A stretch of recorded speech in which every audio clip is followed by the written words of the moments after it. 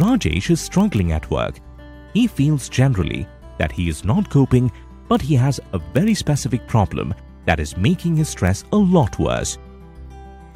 Each week, Rajesh has to attend a team meeting in a small, claustrophobic room. He's prone to panic, and this is one of the worst places for him to go. When he gets into the meeting room, he feels sweaty, dizzy and panicky, and thinks that if he doesn't get out, he would faint. His fight or flight is switched on, his radar's looking for threats, the blinkers are on, and his grasshopper mind is leaping. His stressed voice is in complete control.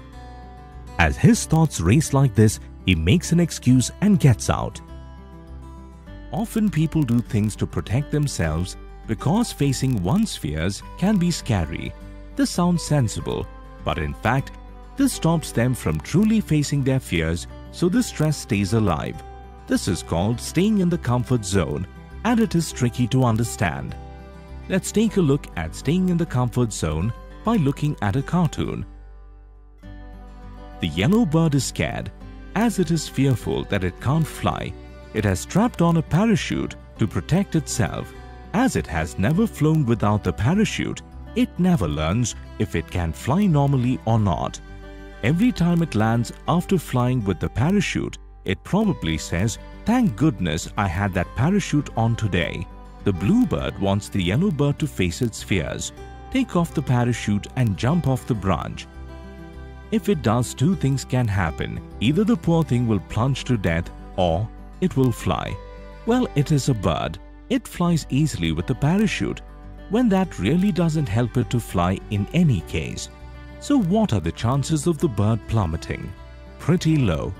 But the only way it will learn this is to step out of its comfort zone by taking off the parachute and jumping. By now truly facing its fears and flying, it now knows in its heart of hearts that it does not need a parachute and the stress will quickly die. Hopefully, you can see how this might apply in real life. When you are stressed, you may often argue with yourself. Have you found that it rarely works? Think of two voices that we can listen to in our heads. One of them is sensible, reasonable and calm. This is our common sense voice, and it comes from our thinking brain. The other, our stressed voice, is always alarmed, gets things out of proportion, jumps to the worst conclusions, and feels threatened all the time, and it comes from our survival brain.